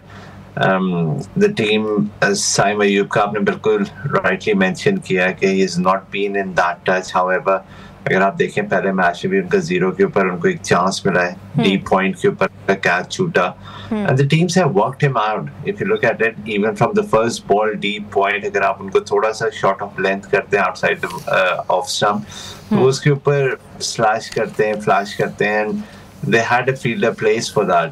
So they did their homework, they knew everything about every player. और आज का जिस तरीके का डेटा अवेलेबल है, I don't know बाकी टीम्स के लिए तो अवेलेबल है, हमारे लिए क्यों नहीं अवेलेबल हो कि हम लोग अगली टीम्स के ऊपर आपने फखर जमान की बात की है। बहुत से क्रिकेट गुरुज कहते हैं कि अच्छा किया आपने इनको बाहर निकाल दिया because he was not consistent. एक मैच सही है, दूसरे मैच में ही वॉज नॉट, और उनकी फिटनेस के पे इशूज़ हैं और basically they talk about the fitness of the entire players. Fitness के ऊपर हम क्या बात करेंगे? देखें, एक मैच में कंसिस्टेंसी नहीं है। एक प्लेयर अच्छा परफॉर्म करता है, दूसरे 2 मैचेस में वो बिल्कुल ऐसा लगता है कि उसने पहली बार बल्ला पकड़ा है। तो क्या करना चाहिए? ये फिटनेस का इशू है, ये गवर्नेंस का इशू है, ये हमारी क्रिकेट में बदहाली का इशू, ये इशू क्या है? देखिए, एवरीथिंग reflects, अगर आपने governance की बात की, that would reflect on the Pakistan cricket team, and Pakistan cricket team is going to reflect the governance in the Pakistan cricket board. It's a vice versa thing. और sadly governance को तो अभी हम फिलहाल रहने देते हैं. Players have a responsibility too. They have to go and they have to play cricket. They are very well paid to play for Pakistan. और अगर players जिस तरीके से cricket खेली जा रही है, they play all around the world. T20 leagues खेलते हैं, different players के साथ खेलते हैं, different cultures में खेलते हैं. If they're still not improving, that there's something fundamentally wrong within the Pakistan Cricket Board. के either जो लोग selection कर रहे हैं, they're not making the right decisions. I think this is the biggest fundamental issue right now. कि हमारी team की selection सही नहीं हो रही है, टीम को settle नहीं होने दिया जा रहा है. आप एक सीरीज में किसी को ट्राई करते हैं, आप दूसरी सीरीज में किसी को ट्राई करते हैं. कैप्टन ने पहले मैच के बाद जब आके प्रेस कॉन्फ्रेंस की, तो उन्होंने कहा हम अपनी गलतियों से सीख रहे हैं. वेरी राइटली उनसे सवाल किया गया है कि आप कब तक गलतियों से सीखते रहेंगे और कौम को मायूस करते रहेंगे. So it's about time. You know, Pakistan was a power house in T20 cricket starting from the first World Cup, the inception of T20 format in international cricket. I think 7th पे रैंकिंग है पाकिस्तान की T20 में. I think Pakistan ranks on the 7th place. Yeah, but that's what I'm saying कि जब हमने cricket, जब T20 world cup पहली दफा खेला गया, अगर आपको याद होगा, जब वो मिसबा का पैडल स्वीप्स पूरे पाकिस्तान को याद है, तो वो अगेंस्ट इंडिया साउथ अफ्रीका के अंदर जब हमने फाइनल हारा इंडिया से. So Pakistan has always been a powerhouse. फिर 2009 में हमें याद है हमने वर्ल्ड कप जीता. लेकिन अब रिसेंटली क्रिकेट के अंदर अगर आप देखें तो Pakistan is just going down hill. अभी आप 7th की बात कर रही हैं, आप शुक्र करें 7th है. मजीद हम right, we are not right at the bottom. We don't want to be competing against Nepal and all these teams, and that's where if they're taking the cricket in that direction, sadly, तो there are a lot of loopholes. देखिए ना, match के दौरान जो है रिजवान को पता लगता है कि वो बरकरार नहीं रहेंगे, उस्मान वाले को हटा दिया जाता है, बहुत से कुछ हो जाता है, और भी बहुत चीज़ें. ड्यूरिंग द मैच जो है कप्तानी बदल जाती है. That's very unfortunate. We are talking so much about it. अच्छा Taimur, let's come to the tomorrow's match. How important it is Pakistan को सेम टीम के साथ मैदान में उतरना चाहिए, कुछ चेंजेस करने चाहिए, क्या करना चाहिए? देखिए, अगर आपने इन लड़कों के, अब आपने इनको सिलेक्ट कर लिया, you have to give them the run. I mean you got just 3 games now. आगे आज के मैच के बाद फिर Pakistan play again on the 1st of November. So you don't have much time. आप क्या चॉप और चेंज करेंगे इस वक्त? Just give them a run and just come up with a very clear strategy. Identify कि these are our best players in T20 cricket. आपको मोहम्मद रिजवान को, आपको फ़खर जमान को, सैडली आपको हारिस रऊफ को, इन लोगों को वापस लेके आना पड़ेगा. वसीम जूनियर को आप 2 महीने से अपने साथ ट्रैवल करा रहे हैं. एक मैच उस बेचारे को आपने खिलाया नहीं है, एक मैच नहीं खिलाया. तो फहीम अशरफ से आपने कौन सी बॉल्स कराई हैं? बिल्कुल. और है ना, अब ये देखें कि आपकी जो सब ऐसे लगता है जब मोहम्मद नवाज बैटिंग करने आते हैं कि पाकिस्तान की बैटिंग शुरू हुई है. तो जिस तरह की फॉर्म के अंदर वो हैं, बाकी आपके जो बैट्समैन है टॉप ऑर्डर, वो तो they just panicking right now. Faheem Ashraf in batting, he is in good touch. Nawaz is I think the best batsman right now, sadly, जो कि आपके ऑलराउंडर हैं, वो ही सबसे बेहतरीन बैट्समैन है. I won't say much about Babar Azam. He just made a comeback. आपने unnecessary एक प्रेशर बिल्डअप किया गया from different quarters onto Babar. I don't know why हम अपने ही सांस को क्यों खत्म करने में लग जाते हैं. एक बात तैमूर मैं आपसे पूछना चाह रही, that's very important to know, क्या बाबर आजम जो है मॉडर्न क्रिकेट खेल पाएंगे? Because we have always seen him playing orthodox cricket. Do you agree with this? देखिए, Babar Azam is one of the finest batsmen in the world cricket. एक batsman जिसके पास, मैं थोड़ी सी क्रिकेटिंग उसकी बात कर लेता हूँ आपसे, थोड़ी सी टेक्निकल टर्म्स के अंदर. एक बैट्समैन जिसके पास क्रिकेटिंग स्किल्स हैं, जिसके पास basic technique is strong, they can play any format. And I mean मुझे समझ नहीं आ रहा कि बाबर के ऊपर ये क्यों क्वेश्चन है कि बाबर T20 क्रिकेट खेल सकते हैं. Just look at his record. I can understand 122 का उनका स्ट्राइक रेट है, but still he opens the batting, वो एंकर करते हैं पूरी बैटिंग लाइन को. And if he has to accelerate, he can put his foot down on the pedal. So I can't understand कि इसके ऊपर क्या इशू बनाया है. You can't just not play your premier batsman. Babar Azam is Pakistan cricket. Babar Azam is the brand that leads Pakistan everywhere. So this is a question which I fail to understand. I cannot understand this question, and I can't even answer this question. मेरी समझ से, मेरी cricketing समझ से ये बाहर है कि हम ये बात करते हैं कि क्या बाबर आजम T20 क्रिकेट खेल सकते हैं. Babar Azam can play any format. कल को कोई और फॉर्मेट भी अगर इन्वेंट होता है, Babar Azam will play that format as well. He's such a fine player. So I mean, this even Rizwan की मैं बात करूँगा, फखर Zaman, you have to, World Cup is just round the corner. आप जो भी ये डिसीजंस दे रहे हैं, आई थिंक उनके ऊपर there has to be some scrutiny. I think the chairman, personally, I can understand कि chairman के पास एक दो portfolios भी हैं. He cannot really give that much time, and rightly so. He's a leader. उन्होंने cricketing matters अगर एक बंदे को दिए हैं who has been an cricketer, then it's their responsibility कि वो honestly cricket board को लेके चलें rather than creating a chaos. And I think Aqib Javed has done a very bad job since he has been in the position. High performance, the high performance selector, coach, he's been everything. So एक बंदा cricket कभी भी नहीं चलाता. There has to be consensus, there has to be accountability, there has to be scrutiny, and I think chairman need to look into that, and need to look into that really quickly. Yes, chairman has to look into a lot of things as well, क्योंकि जहाँ governance problem कर रही है वहाँ उन्हीं को देखना चाहिए. अच्छा, लेट्स टॉक अबाउट जो कल का मैच है जनूबी अफ्रीका के खिलाफ, जो होम ग्राउंड में पाकिस्तानी टीम कैसे फ़ायदा उठा सकती है, क्या करना चाहिए हमें. पिंडी की कंडीशन डिफरेंट थी, pitch condition was entirely different as compare to Lahore की कंडीशन के हवाले से. तो कहाँ हमें बेहतर परफॉर्म करना चाहिए. I think in this at this point, I think it's a psychological impact that Pakistan has to adopt to put other teams into pressure. Skill set आपके पास है, आप execute नहीं कर पा रहे because you lack confidence. आपको अपनी performance के ऊपर doubt आ रहा है when the team is in that situation. तो फिर आपको the leader has to really stand up and lead from the front. Sadly हमने फॉर्मेट्स के कैप्टन ही गलत बनाए हुए हैं. हमने T20 फॉर्मेट का कप्तान उसको बनाया जिसकी T20 टीम के अंदर जगह नहीं बनती. हमने टेस्ट टीम के कप्तान को इंटरनेशनल क्रिकेटिंग अफेयर्स देखने के लिए चूज कर लिया है. सो आप खुद देखेंगे क्रिकेट में हो क्या रहा है पाकिस्तान की क्रिकेट में. I mean, have you ever heard of कि आपका प्लेइंग कैप्टन जो है वो डायरेक्टली इंटरनेशनल क्रिकेट भी होगा Pakistan. Shan Masood, you are talking about Shan Masood. Exactly, it's a chaos. I mean, I've just failed to understand कि ये हो क्या रहा है. I've never seen the cricket board in such a bad state, and this is exactly the reflection on the Pakistan cricket team. I think देखें आपको the players have to believe themselves. मैंने leader की बात की. सलमान आगा can pull off something, he can pull off one thing, his leadership skills over here. Just gel the team together, give them that confidence, and it's such a difficult thing. I mean, I've worked with the Pakistan cricket team as a sports psychologist. मैं आपको बता सकता हूँ, it's not easy. यहाँ पे बैठ के मेरे लिए कहना बड़ा आसान है, but it's a process. It's a process, and unless the players go through that process. Taimur, पहले भी प्रोसेसेस होते थे, पहले भी टीम वाज तब ये चीज़ें मेंटल हेल्थ, ये इश्यूज इस तरह के नहीं होते थे. जब अब प्लेयर्स ले रहे हैं, आई डोंट नो ये कोई इंटरनेशनल फिनोमेना आ गया है. Pakistan has been combating any of the team like anything in the recent past if you talk about it. तो ये तो अजीब सी बात है ना कि वो इधर बैठ के बात करना आसान है, प्रेशर नहीं ले सकते टीम में.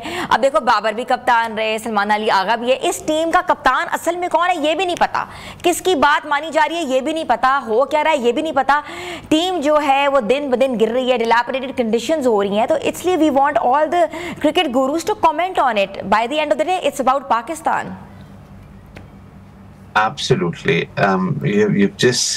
You've been spot on over there. मेरे ख्याल में आप साइकोलॉजिस्ट को छोड़ के आप जाके टीम पे एक लेक्चर दें. This was very inspiring, if I'll be honest with you. नहीं, you guys are there, and I think that's why we are taking you on television every second day because we want to talk about it.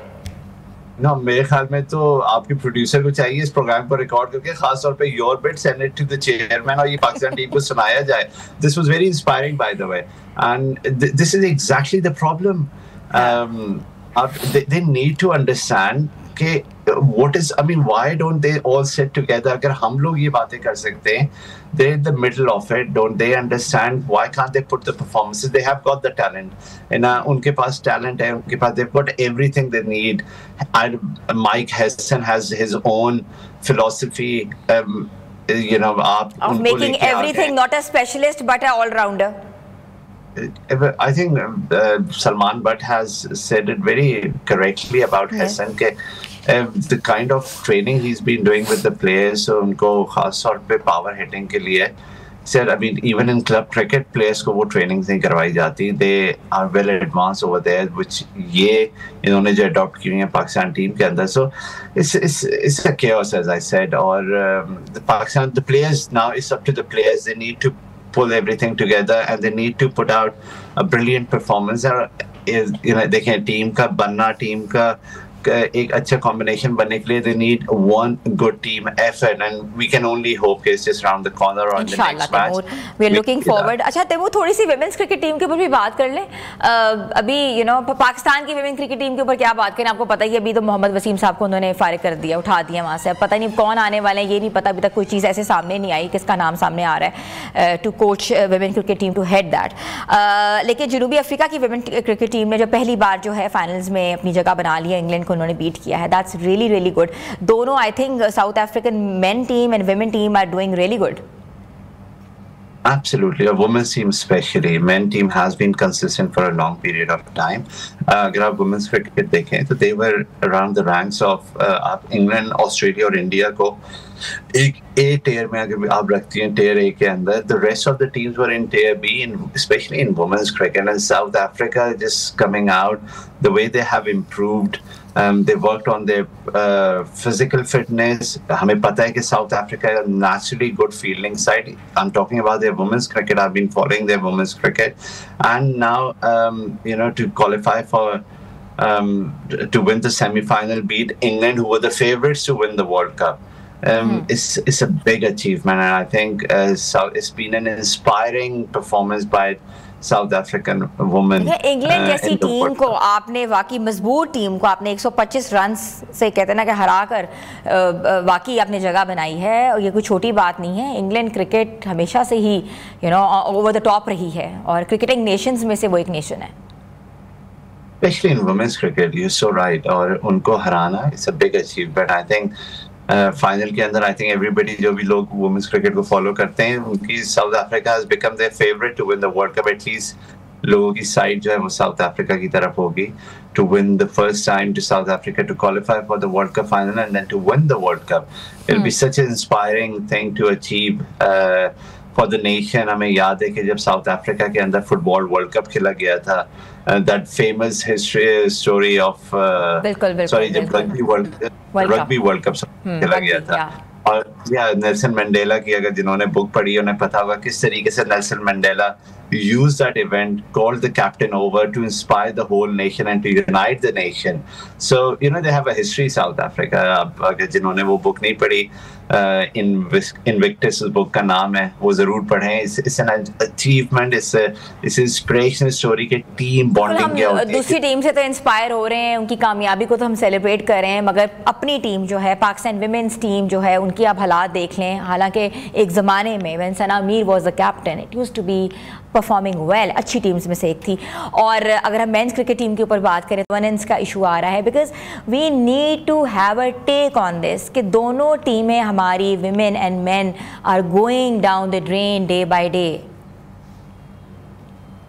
I think इसके अंदर individuals के ऊपर भी, as a athlete आपके ऊपर भी बहुत ज़्यादा रिस्पॉन्सिबिलिटी होती है कि how do you improve yourself. हमने ये देखा है, आप चाहे वो नसीम शाह को देख लें, आप अगर वुमेन्स क्रिकेट में भी आप बात कर लें, आपने सना का नाम लिया, since Sana has left, yes you are absolutely right कि पाकिस्तान की टीम की परफॉर्मेंस, पाकिस्तान टीम का ग्राफ नीचे गया है.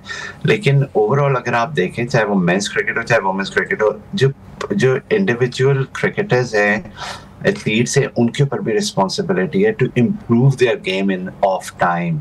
अपने स्किल लेवल को इंक्रीज करें, उसको इनहेंस करें, अपनी फिटनेस के ऊपर काम करें. I can understand it's a team game, but at the same time, even in a team sport, अच्छा, पहले ना हमारे फिंगर टिप्स पे पता होता था ये टीम है, इसके बाद ये प्लेयर है, ये प्लेयर है, ये प्लेयर है। अब हमें पता ही नहीं होता कि थर्ड पे कौन है, सेकंड पे कौन है, मिडिल ऑर्डर किस पे दे दिया, टेल एंडर्स में क्या आज पेसर करेगा, स्पिनर करेगा, ये मसाइल हैं। पहले when we were used to be small, we used to see भाई ये टीम आने वाली है, हमें पता होता था। एक एक ओपनर कौन है वो भी पता होता था, मिडिल ऑर्डर में कौन है वो भी पता होता था, शायद आफरीदी 7 डाउन आ रहे हैं वो भी पता होता था। मगर अब ये चीज़ें नहीं हैं। इसकी मुझे लास्ट वजह बता दें, we gonna go on break. Absolutely, क्योंकि एक कंसिस्टेंसी नहीं है। पहले प्लेयर्स को एक कंसिस्टेंट रन मिला and players were very well settled and they were performing. आपने बिल्कुल सही बात की, क्योंकि इनको अब एक कंसिस्टेंट लॉन्ग रन नहीं दिया जाता। आप हर सीरीज में 2-3 देखेंगे कि प्लेयर्स चेंज होते हैं, 2-3 अंदर आते हैं। इस तरह टीम्स कभी भी नहीं बनती, इस तरह कॉम्बिनेशन कभी भी नहीं बनते, इस तरह टीम की परफॉर्मेंसेस कभी भी नहीं आती। That's the reason they have to, जिस तरह मैंने पहले कहा, they have to identify who are their best 15, and we have to go with them and be consistent. Thank you so much, Taimur Khan. It was a wonderful session with you. हमारी discussions थी आज Pakistan cricket team के ऊपर, women cricket team के ऊपर। Pakistan cricket team जो है काफ़ी अरसे से देखा है कि अनप्रिडिक्टेबल है, कभी एक मैच जीत जाते हैं, ऑटोमेटिकली दूसरा जो है वो हार जाते हैं। तो टीम की परफॉर्मेंस के ऊपर अगर हम बात करें तो इंडिविजुअलिटी की परफॉर्मेंस जो है बहुत ज़रूरी है। एक टीम कॉम्बिनेशन के साथ उतरना होगा मैदान में। अल्लाह करे कि कल का मैच जो है वो पाकिस्तान अपने नाम कर ले, क्योंकि 3 मैचेस की सीरीज़ है, फिर एक से बराबर होगी और एक मैच जो होगा फैसला कुन मार्का होगा।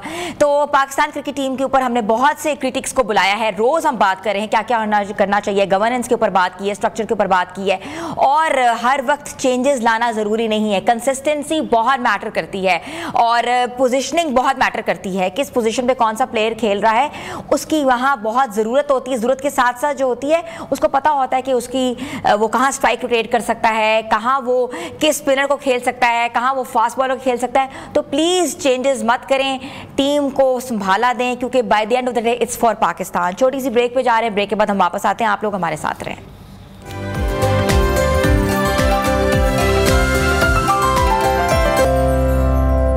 Welcome back viewers. आजकल सेहत के हवाले से शऊर बढ़ाने के साथ साथ ग़िज़ाई सप्लीमेंट्स का भी इस्तेमाल आम होता जा रहा है। इनमें सबसे ज़्यादा मकबूल सप्लीमेंट है मछली का तेल, जो कि ओमेगा 3 फैटी एसिड से भरपूर समझा जाता है। मछली के तेल के लिए कैप्सूल दिल की सेहत, दिमाग, कारकर्दगी, जोड़ों के दर्द और जिल्द के लिए फ़ायदेमंद बताए जाते हैं। लेकिन सवाल ये है कि क्या वाकई ये कैप्सूल्स इतने ही मुफीद हैं जितना उनका दावा किया जाता है? क्या हर शख्स के लिए ये इस्तेमाल किए जा सकते हैं या महफूज हैं? क्या कहीं ये फ़ायदे से ज़्यादा नुकसान तो नहीं पहुंचा सकते? कुछ तहकीकात इनके कहते हैं ना कि हैरत अंगेज़ इंकशाफात बयान करती हैं, तो कुछ माहिरीन के मुताबिक ये बेजा इस्तेमाल पर तशवीश का भी इजहार किया जा रहा है। आज हम इन्हीं पहलुओं पर बात करेंगे कि क्या मछली के तेल के जो कैप्सूल्स हैं वो कितने फ़ायदेमंद हैं और किस किस एज को लेने चाहिए, किस तरह कंज्यूम करने चाहिए। और हमारे साथ मौजूद है मारूफ हर्बलिस्ट इसहाक फ़र्रुख साहब, जिनको मैं शो में वेलकम करती हूँ। अस्सलाम वालेकुम।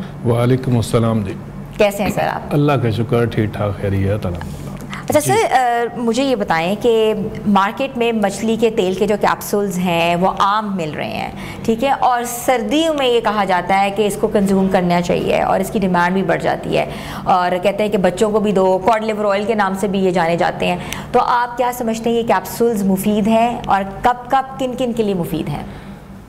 कैप्सूल मुफीद की बात आप करें तो अगर इसके ऊपर 2 घंटे का लेक्चर हो ना तो वो डिलीवर किया जा सकता है। इसकी अफादियत पर इतनी अफादियत है इसकी, ठीक है।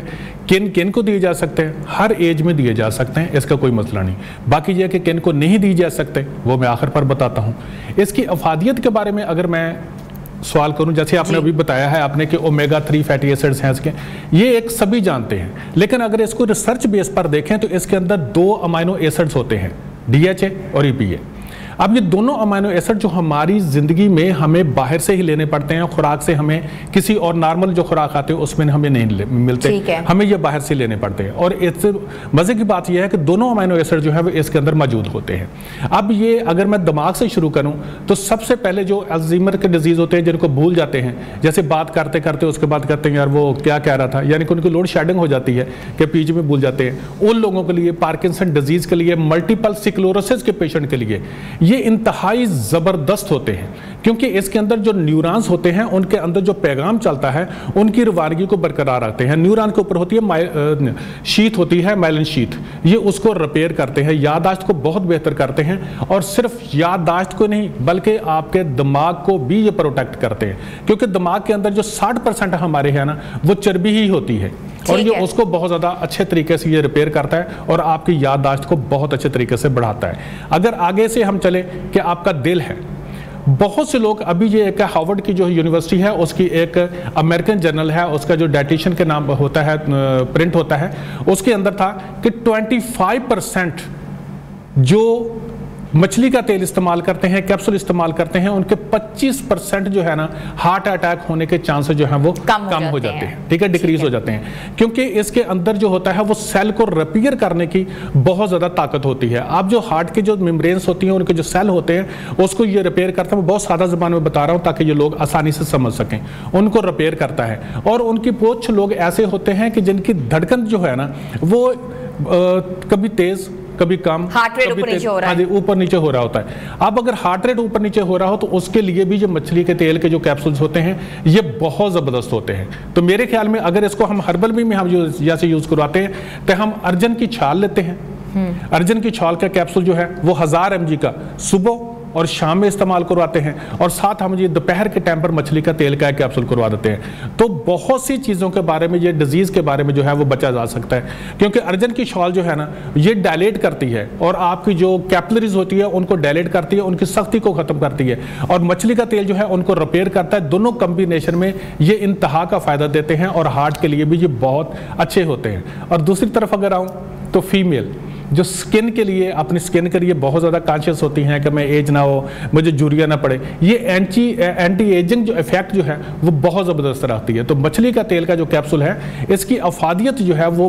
बहुत ज़्यादा है। अच्छा डॉक्टर साहब, मुझे ये बताइएगा कि एक तो मछली का कैप्सूल है जो कि मिल रहा है मार्केट से, अगर हम नॉर्मल फ़िश कंज्यूम करें जिसमें विटामिन ई भी होती है, स्किन के साथ खाएँ तो बहुत फ़ायदेमंद है, तो क्या दोनों में कोई मवाजना है कि दोनों ही बेहतर हैं? देखिए, दोनों चीज़ें ही, मछली का तेल आप खाएंगे तो डेफिनेटली बात है उसके अंदर सिर्फ यही कुछ नहीं, बाकी बहुत कुछ मिलेगा, ठीक है ना, जो मछली खाते हैं। लेकिन प्रॉब्लम यह है कि डेली पका के आप मछली नहीं खा सकते। हाँ। ठीक है ना। अब कैप्सूल है पड़ा हुआ, क्योंकि हर कोई बंदा बिजी है, जैसे आपने अभी आना है तो आप उठाएंगे कैप्सूल और खा लेंगे, ठीक है।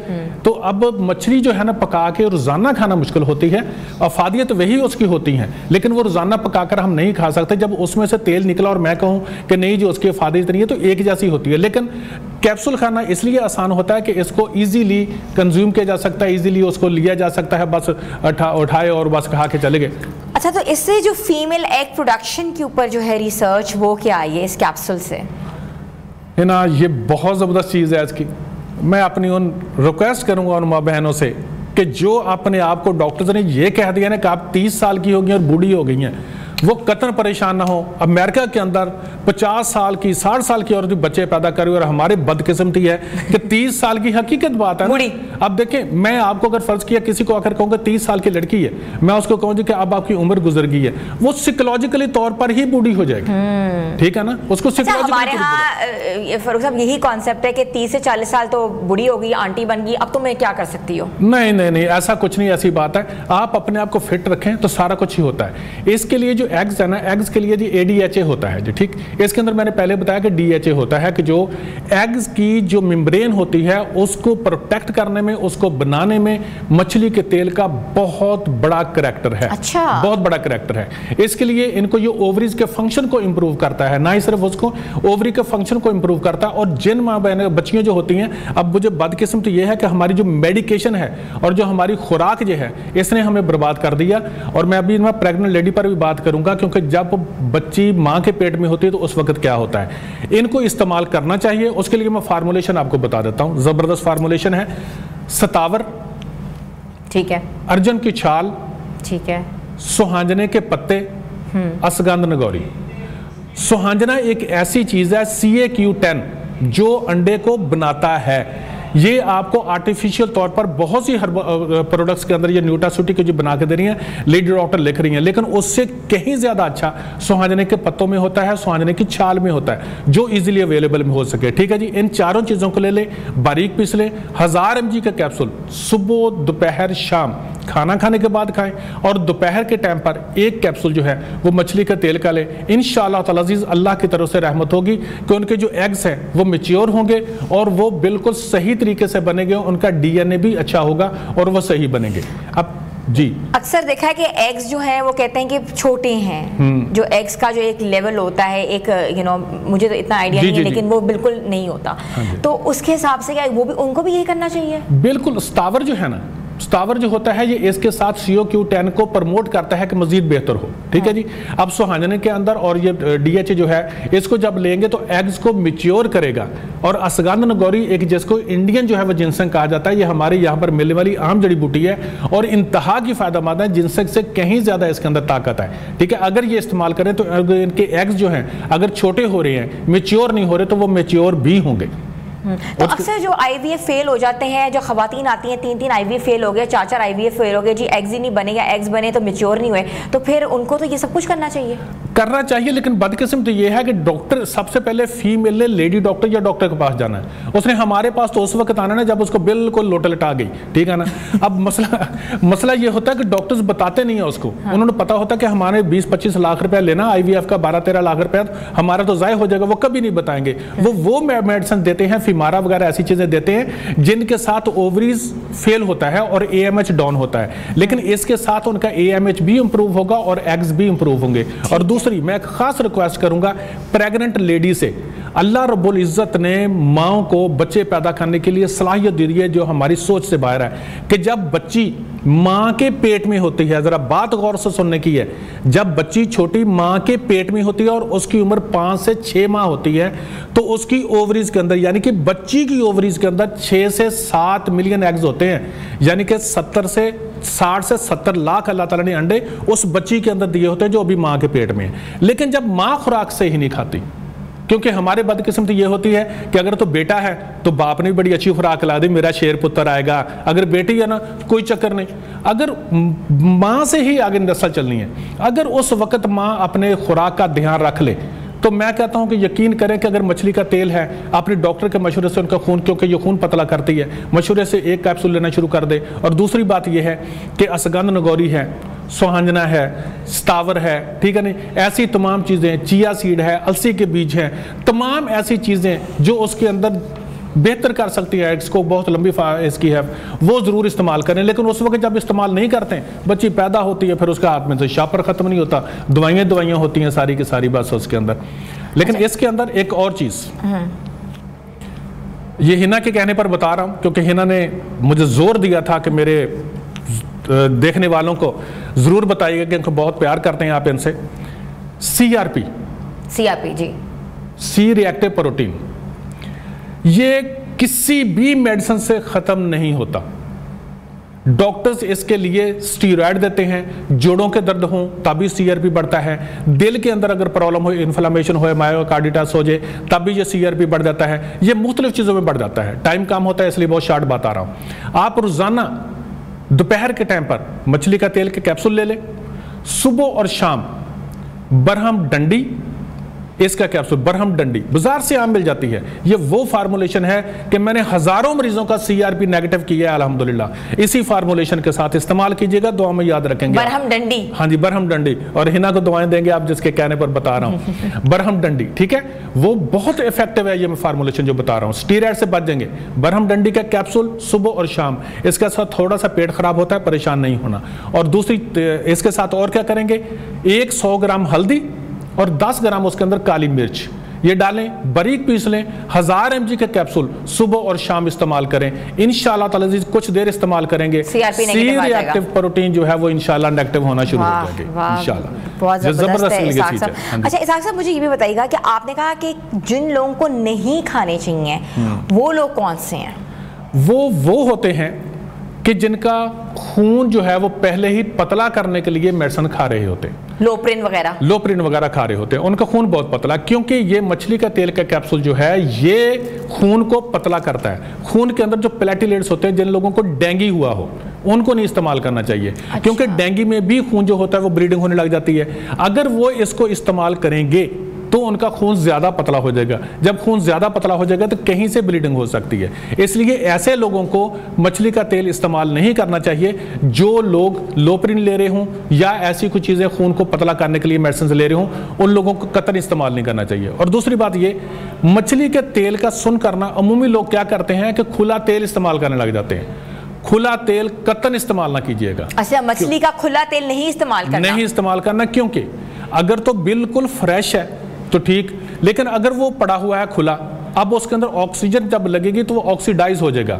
अब वो फायदामंद नहीं रहा बल्कि जहर बन गया। अब वो उसको इस्तेमाल नहीं करना। इसलिए आपने देखा कि मछली का तेल जो होता है वो हमेशा प्लास्टिक की तरह का जो कवर होता है उसके अंदर होता है, ताकि उसको बाहर से कोई भी चीज जो है ना वो ऑक्सीडाइज ना कर सके। ठीक है, लेना है तो सिर्फ मछली के तेल का कैप्सूल लेना है, इसको और कुछ नहीं करना। अच्छा, वो किसी कंपनी का भी ले सकते हैं? वो तो डेफिनेटली बात है जी, हम कंपनी का तो प्रमोट नहीं कर रहे हैं। हम तो लोगों के फायदे के लिए किसी भी कंपनी का ले लें, लेकिन इस्तेमाल करें और इसको कुछ देर भी इस्तेमाल कर सकते हैं। बाकी ये है कि बड़ा है, छोटा है, बच्चा है, सभी लोग इस्तेमाल कर सकते हैं। अच्छा, बच्चों के ऊपर बात करते हैं। हमने काफ़ी चीज़ों के ऊपर बात की है, कवर भी किया है। बच्चे ओमेगा 3 खाते हैं और उनके भी कैप्सूल्स होते हैं, तो बच्चों को देना चाहिए और कब कब देना चाहिए? जो स्कूल गोइंग बच्चे हैं, स्कूल गोइंग बच्चे जो होते हैं उनकी याददाश्त के लिए चलें, क्या याद रखेंगे आपके सुनने वाले, इसके लिए एक जबरदस्त किस्म की फार्मूलेशन बता देता हूं। ये याददाश्त बच्चे की बहुत अच्छी कर देगी। उसकी बच्चे की, मैंने आपको बताया ना कि पहले ही मैंने बताया कि अल्जाइमर डिजीज होते हैं, भूलने वाले होते हैं, जब उसके अंदर फायदा दे सकती है, जो बच्चों के लिए बहुत फायदामंद होता है। और इसके साथ एडिशनल जो हर्ब्स का आप करेंगे, उसके लिए आप करना है कि संखा होली, हाँ जी, पंसार स्टोर से आम मिल जाती है। संखा होली और वर्च, ये दोनों चीजें ले लें। दोनों 50 स्टोर से जड़ी बूटियां मिल जाएंगी। 1000 mg का कैप्सूल, इनको पीस लें। 1000 mg का कैप्सूल, अगर बड़ा है तो 1000 mg का कैप्सूल, अगर छोटा है तो 500 mg का कैप्सूल। सुबह शाम ये दें और दोपहर के टाइम पर और उसको दें, मछली के कैप्सूल लेके दे दें। इंशाल्लाह ताला अज़ीज़, आप सिर्फ अगर 40 दिन करेंगे तो उसके साथ आप बाद में दे लेंगे कि बच्चे के अंदर कितनी चेंजिंग्स आती हैं। और खासकर इसके अंदर एक और चीज़ जो वर्च होती है, ये एंटी डिप्रेसेंट होती है। अच्छा। जितने भी डिप्रेशन के पेशेंट होते हैं, अगर यही फार्मूलेशन इस्तेमाल करें तो इंशाल्लाह ताला अज़ीज़ उनके साथ उनका डिप्रेशन भी खत्म होना शुरू हो जाता है। थैंक यू सो मच, हमारे साथ आप लोग आए हैं और आपने बड़ी ज़बरदस्त किस्म की गुफ्तगू की है। हमारे साथ मौजूद है हर्बलिस्ट इसाक फ़ारूक साहब, और जिन्होंने स्पेशली बताया है कि मछली के कैप्सूल की अफादियत क्या है, किन किन लोगों को लेना चाहिए, ख़वातीन को कैसे लेना चाहिए, ख़वातीन के जो मेजर मसाइल होते हैं जिसमें बच्चों के इश्यूज़ होते हैं, लोग IVF की तरफ जाते हैं, तो उनको कैसे ये लेना चाहिए बिफ़ोर किसी प्रोसीजर जाने से पहले, तो बहुत ज़रूरी है। और आप लोग, मौसम जो है वो सर्द हो गया है तो इन कैप्सूल का इस्तेमाल कर सकते हैं और अपनी एज के हिसाब से, अपने नरिशमेंट के हिसाब से भी इस्तेमाल कर सकते हैं। तो व्यूअर्स, छोटी सी ब्रेक पे जा रहे हैं, आप लोग हमारे साथ रहें।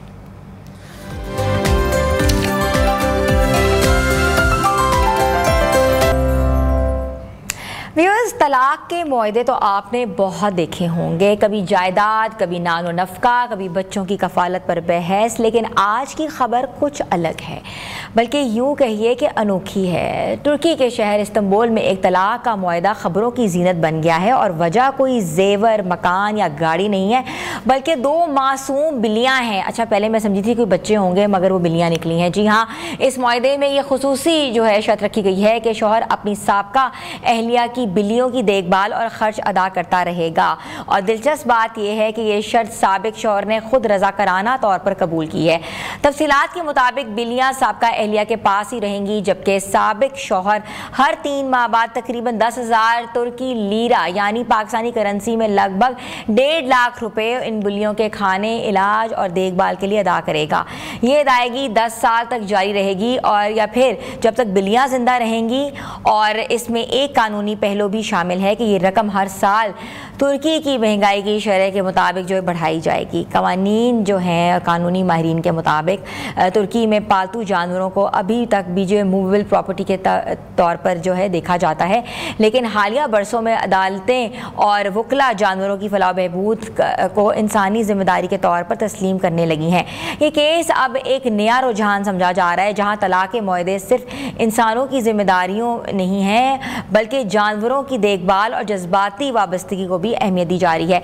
कहा जा सकता है ये महज एक तलाक का केस नहीं है बल्कि एक नरम दिली और एहसास की मिसाल है जहाँ मोहब्बत ख़त्म हुई मगर रहम और ज़िम्मेदारी बाकी रही है। तो व्यूअर्स, शायद यही फ़र्क होता है कि मोहब्बत ख़त्म होने और इंसानियत ख़त्म होने में। तो ये वाक़या जो है एक बड़ा दिलचस्प है क्योंकि यहाँ तो पाकिस्तान की अगर बात की जाए तो यहाँ तो तलाक के वक्त जो है बीवी को और बच्चों को नानो नफ़का नहीं मिलता और लड़ाई हो जाती है कि बच्चे कौन रखेगा, और बच्चे वो रखेगा जो साहिब अतात होगा, साहिब जायदाद होगा।